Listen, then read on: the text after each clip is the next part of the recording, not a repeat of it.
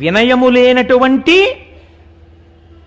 సంధ్యావందనం ఎలా ఉంటుందో, వినయం లేనటువంటి అగ్నికార్యం ఎలా ఉంటుందో అలా ఉంది వాడు చేసిన తపస్సు. హెచ్చరిక ఎక్కడిదో తెలుసా అండి?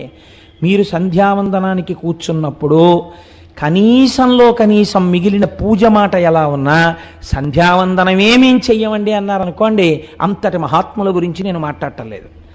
నేను మాట్లాడేది సంధ్యావందనం కనీసం చేసేవాళ్ళ గురించి. సంధ్యావందనం చేస్తున్నానన్నవాడికి కొన్ని లక్షణాలు ఉండాలి. వాడు స్థిరంగా కూర్చోవాలి.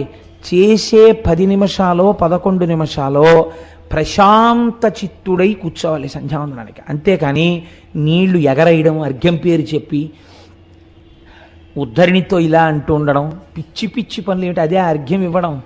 అర్ఘ్యం ఇవ్వడానికి ఒక మర్యాద ఉంది. నువ్వు అనుభవించి అర్ఘ్యం ఇయ్యి జాగ్రత్తగాను. నువ్వు ఎటువంటి దేవతలకు అర్ఘ్యం ఇస్తున్నావు, ఎటువంటి వారిని లోపలికి తీసుకుంటున్నావు,